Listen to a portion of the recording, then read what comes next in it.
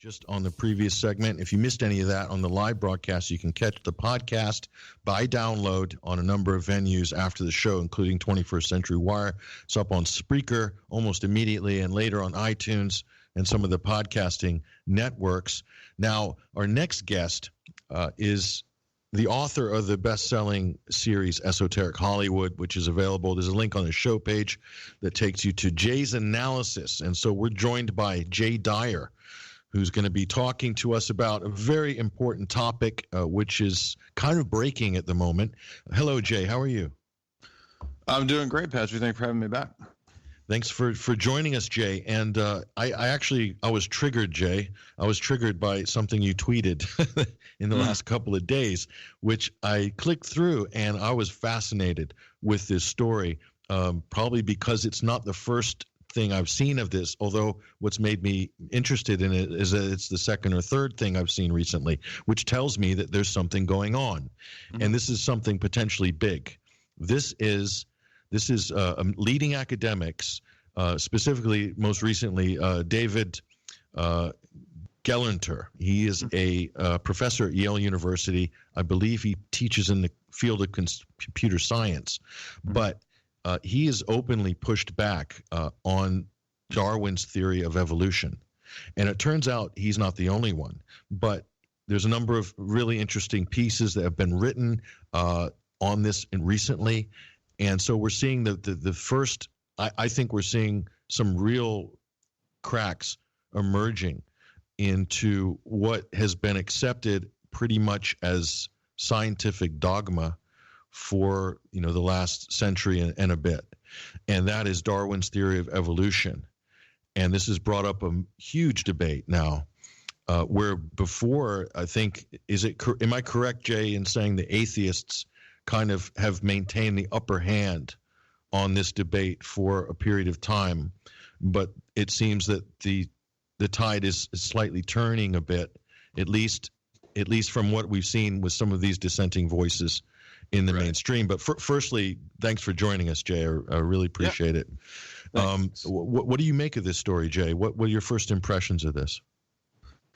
Well, this was not anything that really surprised me, because I've actually kind of just as a side hobby tracked the trends in Darwinism and its popularity for the last several years. So there's actually been quite a bit of dissent, but it's just not reported. We don't hear about dissent from these sort of mainstream scientism dogmas in the media. No surprise there, because it's a worldview that I think the establishment has intentionally promoted for a long time.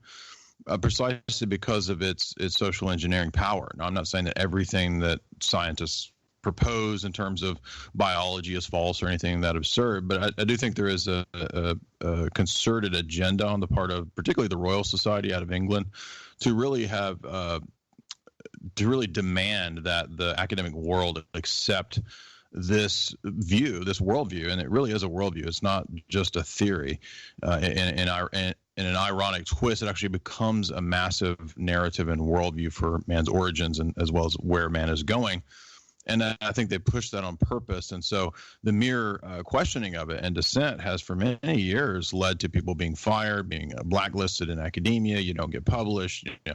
It's the stuff that I've witnessed from academics, philosophers of science, and so forth. Now, real quick, I'll add that my training is not as a scientist, so I don't approach this as a biologist or anything like that, but I do have training in the philosophy of science, which is relevant to this. So what we do is we look at worldviews and how worldviews function. And one of the things that we started to notice, who come from that kind of a school of thought a long time ago, was that there's no such thing really as brute facts. If we're looking at an earthworm, if we're looking at something that we're studying and dissecting, in the realm of science, we might think that there's a brute fact, but in fact, we actually come with a lot of preconceived notions about whatever fact we're studying in the lab. And I think that what philosophy can do is help to enlighten that aspect of science. And most scientists don't study philosophy, so they don't think in that way.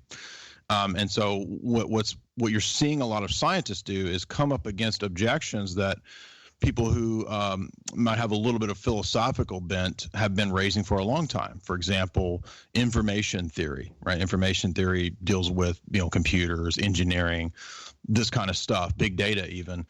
And people who do information theory and information science have noted for a long time that when you look at the way the world living beings function with DNA, RNA, they seem to encode information. And we don't have any examples of anything in the world that transfers information, meaningful code, meaningful information that doesn't come from some mind, right? From some conscious creator or some conscious mind, and at least in the human realm, we can at least know that for sure, right? We can say that if a computer transfers information to another computer, it's because a mind has designed it to do so. So in the same way, when we see DNA and these kinds of things, it's clear that information is being transferred, and we don't see information just popping out of nowhere.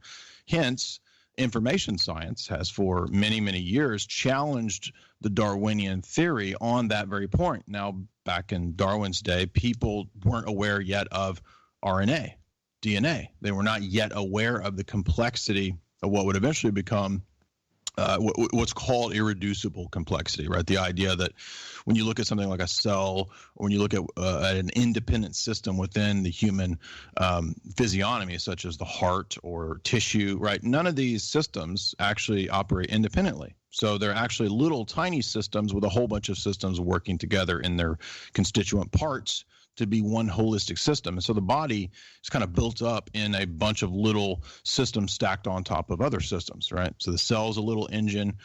You can look at the heart as a kind of an engine, but it needs blood, it needs tissue, it needs nerves, it needs all these other things to function properly. And so this, you started seeing around the 80s, the idea of irreducible complexity, the 90s, right? These challenges started popping up, and they were just immediately dismissed. Ha ha ha, that's so stupid. And that's, of course, the natural progress of things, right? I think it was Schopenhauer said that ideas are first ridiculed, and then they kind of are opposed, and then they become normative because they actually were correct all along. So I think that you can go back to the 70s. People were actually, mathematicians were publishing papers that challenged the Darwinian narrative on the impossibility from a mathematical perspective. Initially, was some of the first challenges to Darwinism in academia. And so the snowball has just kind of been building, but it's not reported. People aren't told about this. But actually, you can go to, there's a website called descentfromdarwin.com. I think that's the right title. And there's over 1,000 PhDs, engineers, from around the world, scientists, biologists, engineers, who I'm not saying they're all creationists. They're not all necessarily intelligent design proponents or even necessarily theists, but they challenge the notion, and they've signed on to saying, yes, there's legitimate reasons to doubt the major narratives that are part of the Darwinian ethos. And so what you're talking about with this computer, this Gellertner guy, he's just a recent example of actually what's been a trend for many years now. Yeah, so there is quite a lot available in this category, but hasn't really been publicized very well. Now, the main premise, Jay, here is that, or the main challenge is that the origin of the species is exactly what Darwin cannot explain. Mm-hmm. In other words, that's what it's branded under, is the origin of the species, a theory of evolution, but can't actually show what is the origin of the species. It's a theory. It's a theory of evolution. It's a theory of survival of the fittest, but it doesn't explain the variety of species, the jumps between different developments in species. Right.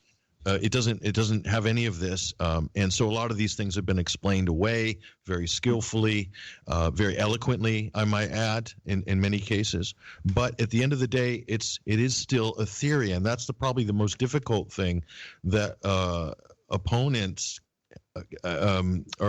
they can't overcome a challenge to, or someone to say that that's a theory, because in their mind, Jay, they're saying this is a consensus. This is what science says. This is what 99% of scientists agree on.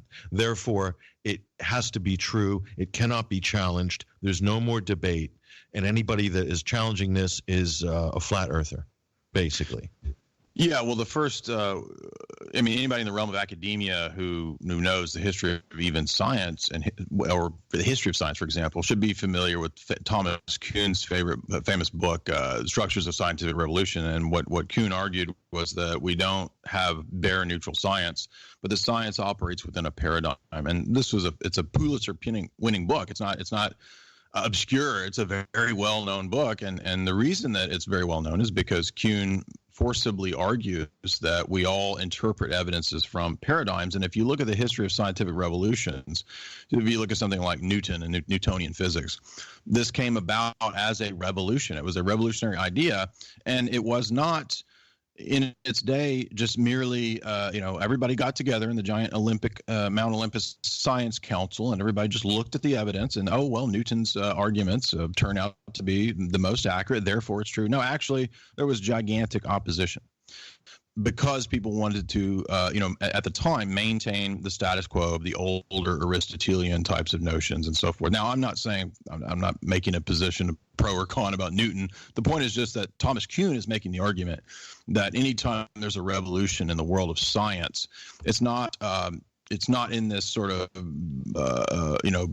as if all of the scientists are merely neutral observers who all are noble pursuers of truth. And that's not to say that all scientists don't pursue truth, but that you don't lose the normal human biases and the normal human desires for preeminence and glory and all this just because you don a lab coat. You're still a human being, and humans are susceptible to the same problems. And so they don't want to be wrong. What human being wants to be wrong, especially about fundamental views of the world?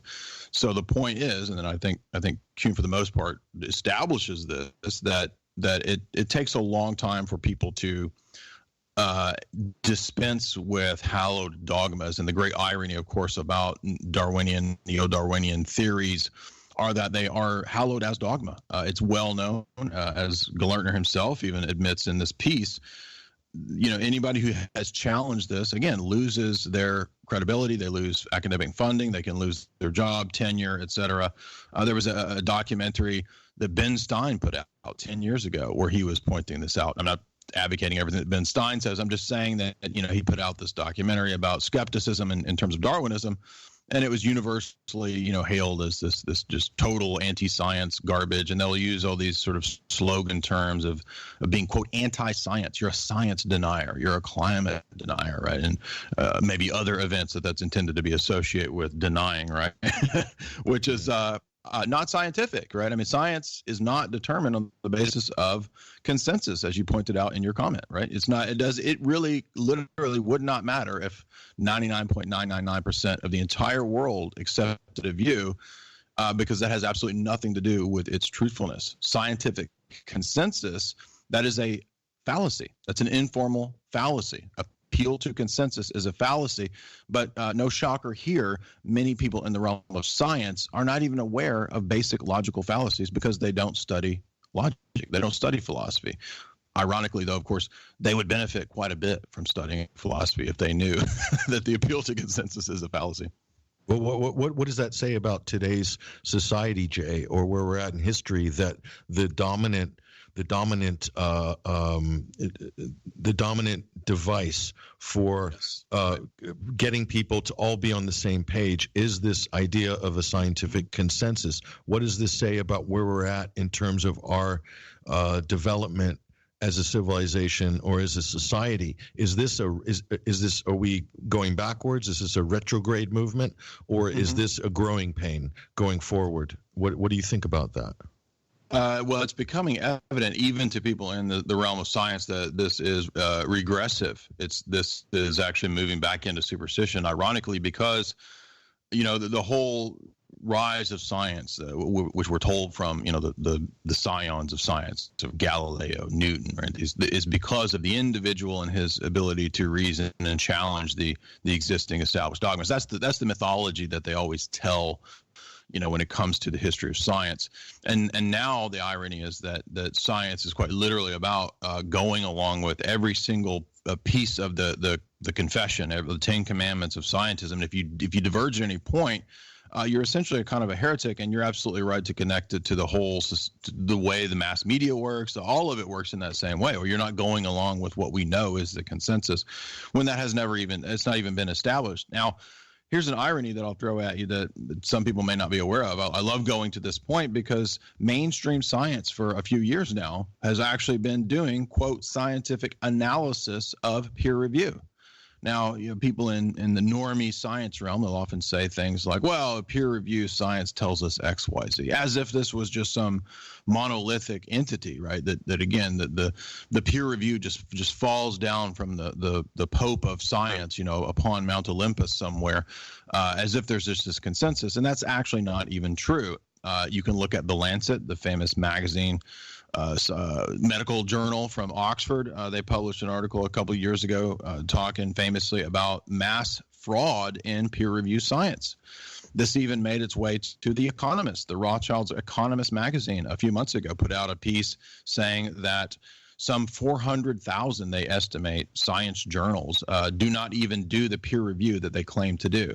So this has been flooding now even into mainstream science. They're starting to figure out there's a crisis of peer review, so that itself can also be doubted. Just because somebody claims something's peer review is really meaningless. And I always come back to a few months ago, I was scrolling through Facebook, and within one scrolling feed, I saw two, quote, peer review science outlets claiming contradictory things. One says peer review science now confirms black holes are real. Scroll down a little bit. Peer review science now confirms there are no black holes and we were lied to the whole time. From two different mainstream science outlets here.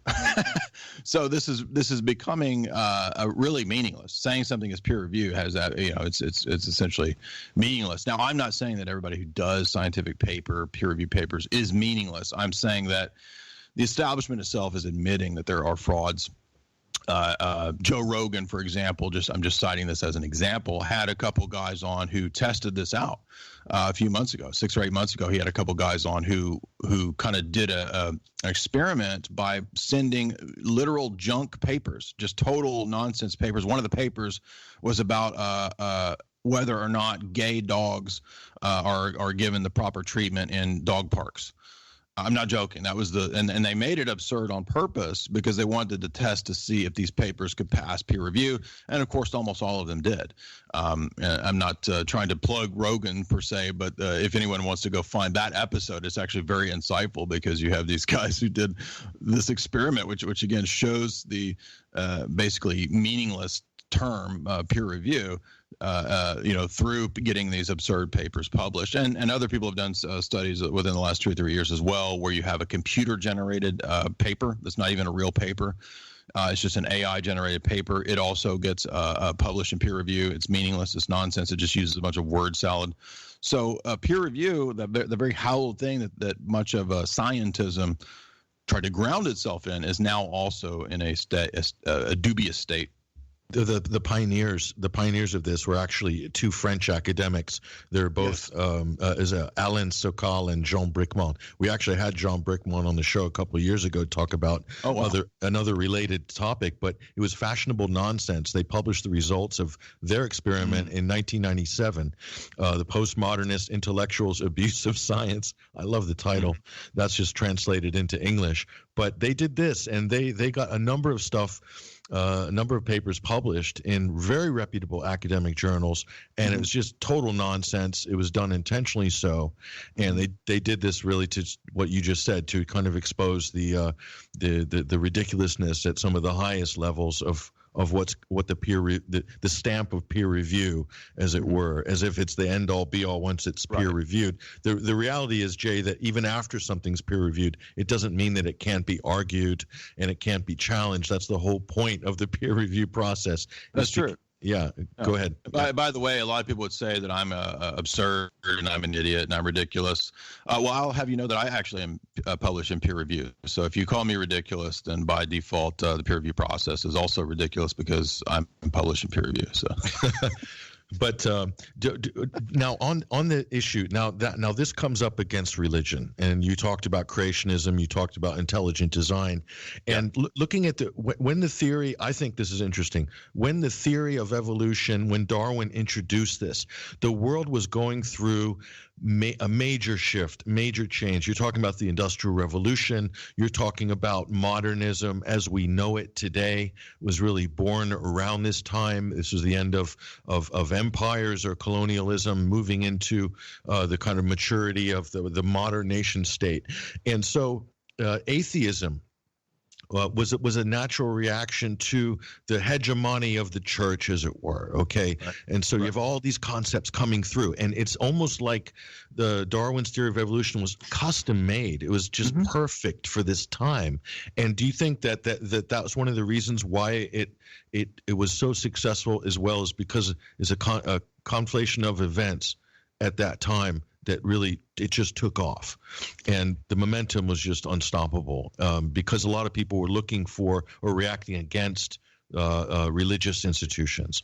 Absolutely, or yeah. The church. Go ahead, yeah. And I don't think that's even, if you dig down into a lot of the big time white paper globalist type writers of the last century, I don't think that would even be a controversial thesis. I just did a talk, for example, on a pretty well-known philosophy of science book by a physicist, Fritjof Capra.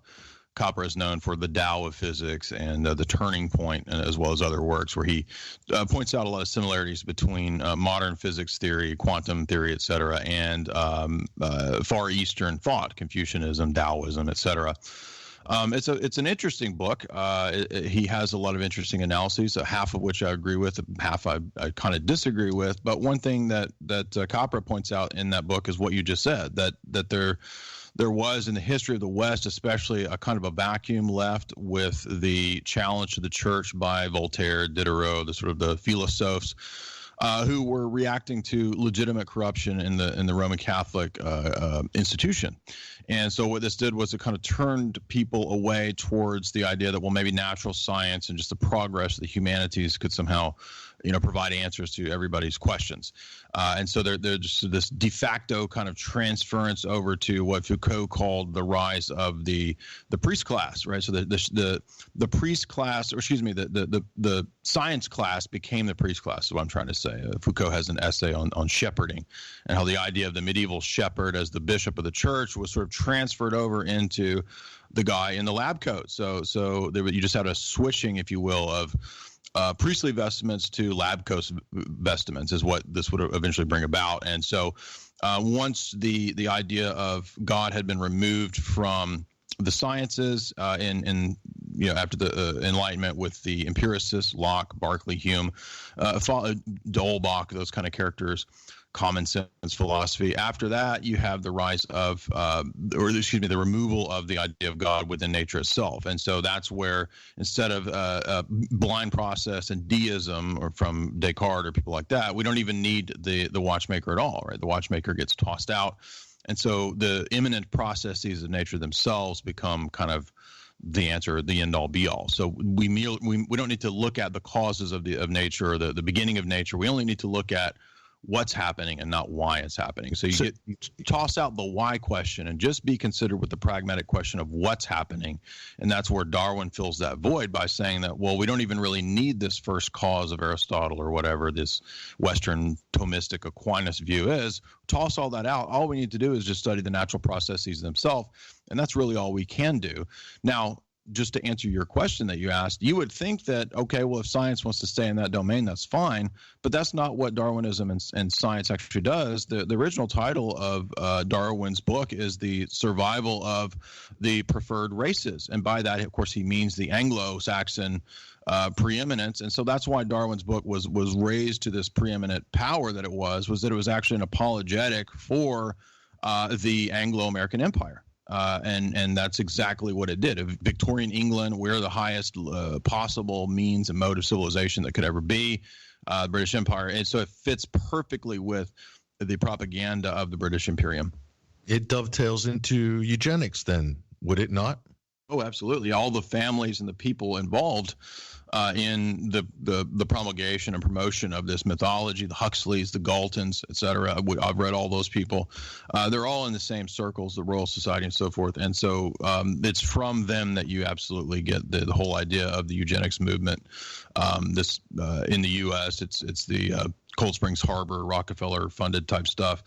In the UK, it's the Royal Society, absolutely. Which leads us directly to transhumanism. But before I open the door to that rabbit hole, I just want to summarize what you said previously, which I think is very important in that. So Darwinism, the survival of the fittest, the origin of the species, as it were, what Dawkins also promotes as well, the Big Bang Theory. I'll throw that in there. Basically, for the atheist, this is the creation myth without the creator, basically. Correct. So they've substituted. So they transferred from one institutional bit of what they would say is institutional dogma from the church, which they're reacting against, and they've substituted it with another institutional bit of dogma. It's a secular miracle, exactly. Yeah, that's a good term, secular miracle. Yeah, so I think that's an important concept because most people see these things as completely separate and unrelated, when in fact they can be overlaid over each other, and there's a lot of similarities. And that would sort of be antithetical to the concept of what they would even consider as science in their mind, or the preeminence of logic and science and so forth. There's nothing. Yeah, well, what's interesting is that a lot of what is when we think of biology, we think of studying anatomy and physiognomy and all this kind of stuff, and then there's a branch where we look into what's called origins science, and right, so we're looking into man's origins. And when we look there, we realize that it's not the same thing as looking under a microscope or looking at somebody's body and cells and so forth. Origins science, although it's related to the body, involves a lot of speculation, a lot of hypotheses, because we don't know what happened aeons in the past. So we have to theorize, and we have to utilize a lot of speculation. Now, I'm not saying it's all wrong, or I'm not saying that we shouldn't do that. But what I'm saying is that most people don't realize that what underlies the traditional Big Bang / Darwinian narrative is gigantic aeons of time that are built upon huge amounts of speculation. So that's not to say that a scientist can't do things with a Darwinian narrative and make genuine discoveries. Or maybe I know a guy who's a hardcore Darwinist, and he studied for, I think, DARPA. He studied the way rats and mice hear things.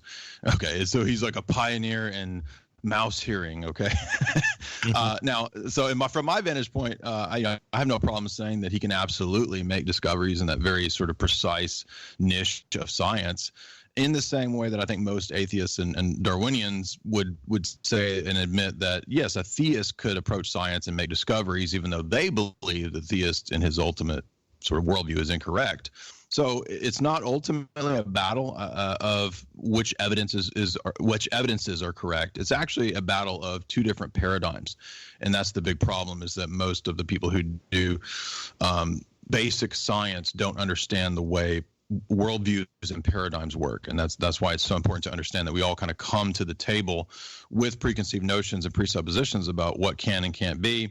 It's unavoidable, but that doesn't mean that we have to fall into relativism, because, as a lot of philosophers of science know, a famous one who's even an evolutionist, actually, Michael Polanyi, I think from Oxford or Cambridge, he has a famous book on how scientific paradigms work, and even though he believes in evolution, he actually makes this same point that, look, evolution comes with a paradigm. It comes with an assumption about reality.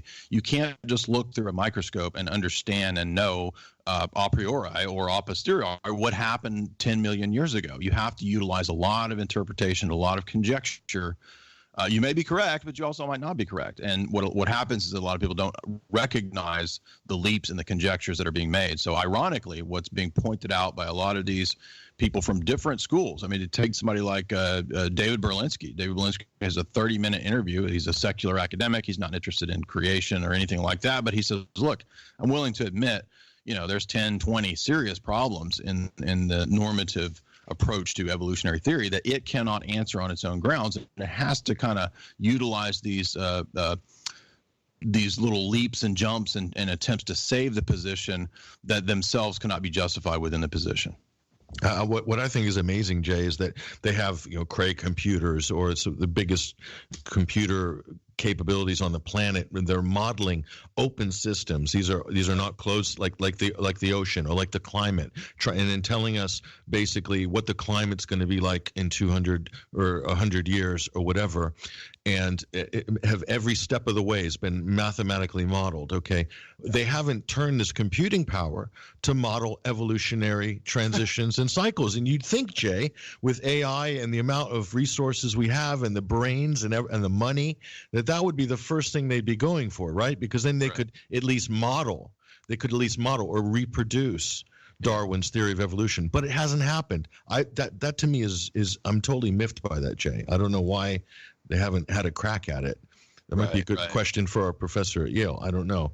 Well, but one of the big problems too that should be remembered is that prior to DNA, there were people followed Lamarck, and they followed people Linnaeus, and they followed people that they thought there could be this kind of strict genetic transferals to the progeny that would determine everything. But they didn't understand yet what was actually going on in DNA and RNA and how mutations work. So after Watson and Crick, there's a lot more complexity that goes into how cells are made and what the DNA and the RNA are doing. And again, I'm not an expert in this area. I've just done some reading on it. And my understanding is at least that they'll often appeal to things like mutations, right? But the problem is that mutations themselves don't really give us always beneficial results. There could be a situation where a mutation was somehow beneficial. I don't know, maybe if I had an extra thumb, something good could come from that.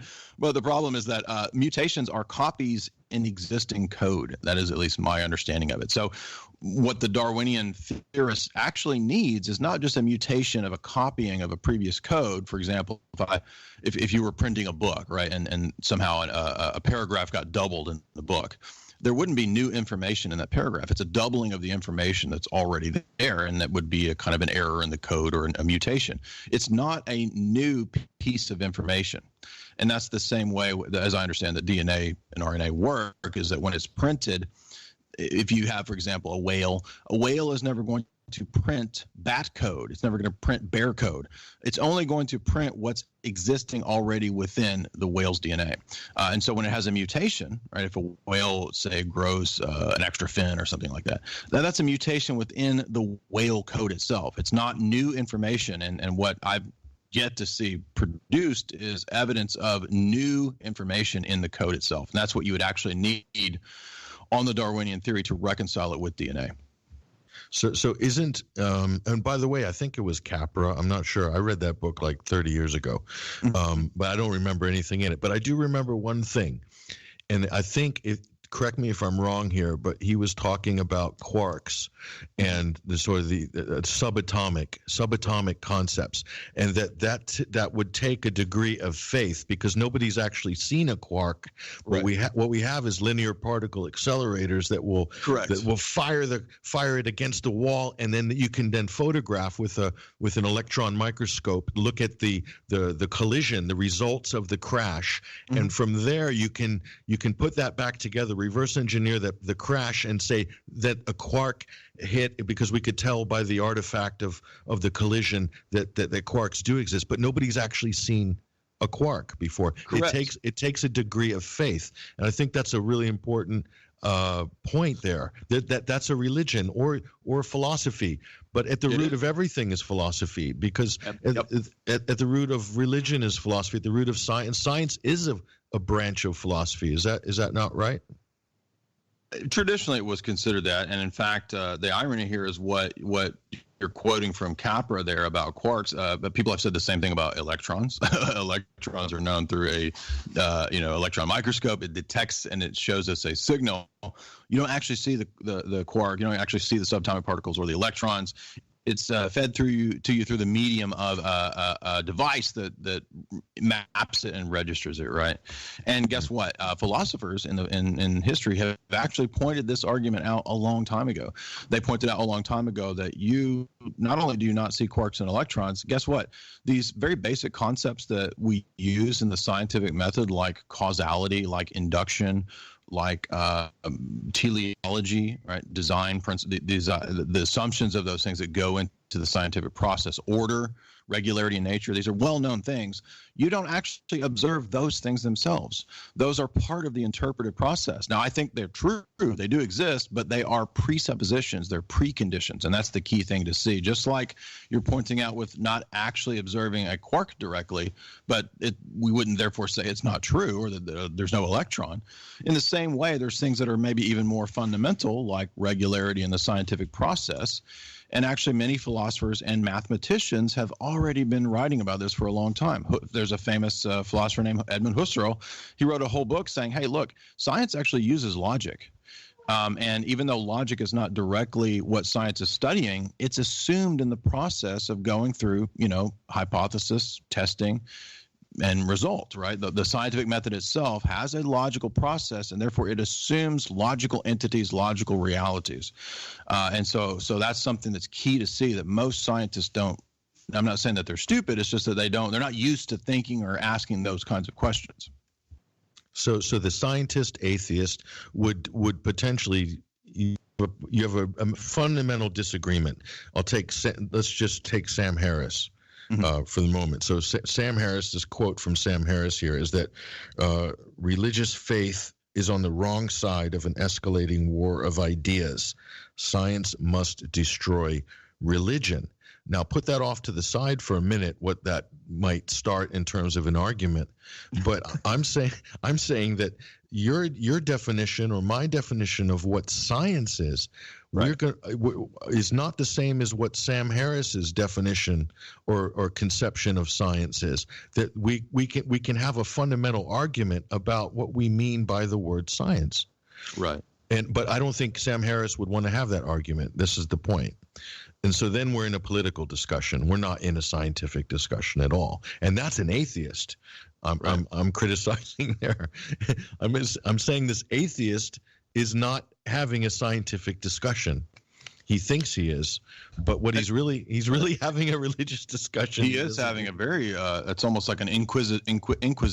It sounds like Pope Urban II, right? The atheist Pope Urban calling the crusade here to squash all views of faith here. Yeah, so there are atheist crusaders, and ironically, Nietzsche of all people actually made fun of them. He actually joked about the fact that it's ironic that many atheists become evangelicals, just like the evangelicals that they oppose, which he thought was kind of amusing, because if atheism is true, it really doesn't matter.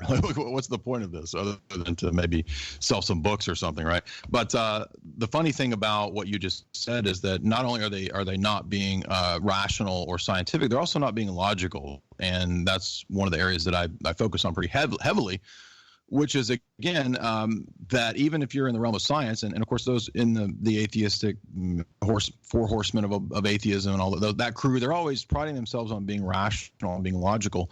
But in fact, they're completely irrational and logical when it comes to science itself, because they'll say that we need to just simply follow the scientific method. But the irony is that if we want to be scientific about everything, shouldn't we also seek the same type of justification for the scientific method itself?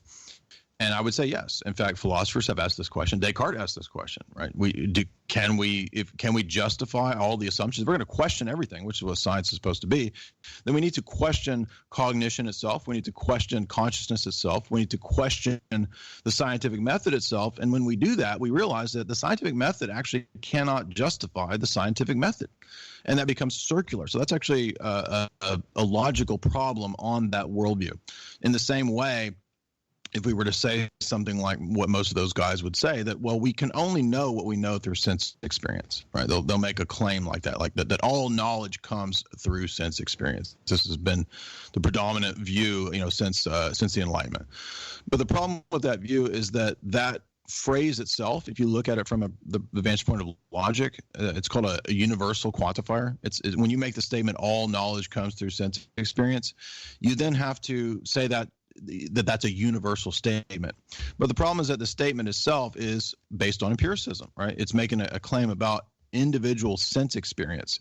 But individual sense experience cannot and can never justify a universal claim. You would need universal experience to be able to say that all knowledge only comes through sense experience. And many philosophers have actually pointed this out for a long time, that basic rank what's called naive empiricism. That's not an insult. That's actually what the position is called. Naive empiricism is very fundamentally self-refuting. It's logically a self-refuting position, and hence why when this stuff gets pointed out, people like Neil deGrasse Tyson will literally say things like, well, that's why we don't care about philosophy anymore. That's literally what he said a couple of years ago. So just my final thoughts are, and my question to you is, so based on everything that we've just covered there, it seems to me that proponents of science, or the consensus of science, or what they're really after, I think, and because they're human at the end of the day, and humans are political animals, right. and we want things. We want power. We want advantages. We want to seize power if possible. And I think science can very easily be hijacked by a political movement in order to gain the upper hand in not just a political war, but what if you wanted to wage a cultural war? Wouldn't this be the best place? This is the best place to wage that war. And I think that brings us back to Darwin's theory of evolution. I see it as the nexus it's one of the main nexuses of the culture war that we're still fighting today. It started there. It didn't start there, but the latest round of it started there. I mean, that's why I think if you look at it in these terms, it kind of begins to make sense. But just your final thoughts on this, Jay. I would totally agree. It's a great weapon. It's a way to degrade man, convince man that he doesn't have dignity. When you read the top globalist type writers, as I've been doing for the last couple of years, the Huxleys, the Bertrand Russell types. Russell actually says this too. He actually talks about the ability of science, in his book Impact of Science on Society, to have a social engineering import, and then it can actually degrade the populace, so that the populace not only sees themselves as having no dignity, but also their fellow man. And when your fellow man is merely an animal, and when you kill and eat animals, it can produce a very parasitic view. And so you get, for example, in economics, social Darwinism, right? Survival, Ayn Rand economics, neoliberal economics is tied directly to this social Darwinian theory that comes out of Malthusianism. So it absolutely has a social and political corollaries and connections, and you see it everywhere once you're aware of it. And in fact, Copper himself admits this. And I will give Copper credit in that book for pointing out the fact that a lot of this Darwinian stuff is old. It's old news. It's like many of these, atheist types, the Hitchens, Dawkins, Sam Harris, Matt Dillahunty types, they haven't figured out that actually a lot of science has moved past that stuff. They don't even believe it anymore. But they're still sort of hitched on to these, like if you read a Dawkins book, he's basically just rehashing, arguments from the 1700s from people like Hume and Baron d'Holbach, as if there hasn't been any response to this stuff, in the last 300-400 years. There has been plenty of responses to that stuff, but it's just kind of ignored. And again, as you're pointing out, it's absolutely useful to what better ideology to promote than that everybody's a bunch of dumb animals, which is not true, but what better ideology to promote that? Mm-hmm. If you're a controller, so to speak. Yeah, it does. It just leads to so many other useful paths of social engineering and coercing people to do things. And transhumanism, which is where it's all geared to go. It says, Elon's rolling this out now at Neuralink. Oh, we're going to put a brain chip in your brain. You'll be hooked up to the Matrix, and it'll be the next stage of evolution. And what was ironic, my last thought here was just that when I was reading Capra, and I read that book, and then I went and listened to a few of his more recent lectures. He was basically preparing people for this jacking in worldview. Now, I don't know how conscious he was of that, but he seemed to be fairly astute in the sense that he knew that what was coming was this sort of merging of everybody into the global brain hive type creature. And so it was just very ironic to me that the very week that I was wrapping up my analysis of Capra, that you have Elon coming out and saying, "Oh, we're gonna, jack you into the web, and basically Elon's going to be in everybody's brain through Neuralink," and essentially that's what Copper is preparing people for, is essentially saying that, oh, look, this is really the next phase of evolution is being merged into the hive brain. Yeah. Well, it was seen, a lot of people thought that was cool back then. I mean, it was in the conceptual stage for a lot of people. So they thought, wow, well, we'll have a go at it. We can always unplug. They didn't think about the hegemony of corporate technology and how it's my way or the highway, basically, which we realize now. But it's a two-way street. I mean, just because you're linking into, the internet doesn't mean that Elon can't be downloading into your brain. Well, yeah, good point, and that's something that people wouldn't even occur to a lot of people, or that your cells might be remodeled to mimic those of Elon's brain, because he has a superior intellect, like Khan in Star Trek. Exactly. Superior intellect. No, it's getting into the realms of science fiction, but this is exactly where it is. Actually, that's what it is. It is science fiction becoming science dystopia or reality. But and we could go a lot further into transhumanism, and maybe we'll have that conversation, Jay, in the near future. I'm sure, because there's a lot of stuff that's come up with Jeffrey Epstein and his involvement in the transhumanist movement and things like that. Quite horrifying, in fact. But maybe that's for another episode. I'm sure you'll be covering that anyway in your work. But just to end, I just want to say thank you for joining us on the Sunday Wire, Jay. Really appreciate your time and the conversation. I just want to remind people there's a link to Jay's series called Esoteric Hollywood, number 1 and 2. These are 2 best-selling books. These are available. If you haven't read them, there's something that you want to have in your collection, because they're widely read by now and cited by now, and they're great resources. But they also touch on a lot of things that we spoke about even today. Exactly. These are all themes. Go ahead. It's also, this Thursday, speaking of this topic, actually, it's also pertinent because one of the more recent generation of these figures, Matt Dillahunty, who has appeared in many speaking engagements with Sam Harris, and who recently debated Jordan Peterson in a very popular YouTube debate. I'll be debating him Thursday. So he's a well-known atheist. He'll be coming on my YouTube channel, this Thursday at 6:30 p.m., and we'll be squaring off. I think Hesher is going to be our moderator. Awesome. So we should have a good discussion this Thursday. So that's going to be probably live at Jay's YouTube channel, Jay Dyer, but also it's going to be live on ACR. It's also going to be probably on maybe another social media platform as well. But you can go check that out. If you're following Jay on Twitter, you'll know about this upcoming on Thursday. This is about Clash of the Titans type debate that's going to happen between Jay and a leading atheist proponent. And so you can check that out. Keep an eye on his Facebook and his Twitter for more details on that. But you'll be promoting that probably in the next few days, Jay. Right. So we've got links to Jay's analysis as well on the show page. So look for news there as well. But that's fantastic. We might tune in and listen to that. That sounds very entertaining, and I'm sure a lot of people are going to come away with a lot of insights after that debate. So that's something to look forward to. Yeah, it'll be fun. Thank you. Appreciate it. Anyway, there he goes, ladies and gentlemen. That is Jay Dyer, author of Esoteric Hollywood 1 and 2. And we were talking about Darwin's theory of evolution and challenges to it. But that's not all. We've got one last segment left. We're going to be joined with our roving correspondent for culture and sport, Basil Valentine, who has been away and around traveling on the road for the last few weeks. So we haven't heard from him, but we will in just a few minutes. Basil has something to say about a lot of things, including the Democratic debates of the past week. So we look forward to that. I'm your host, Patrick Henningsen. Stick around.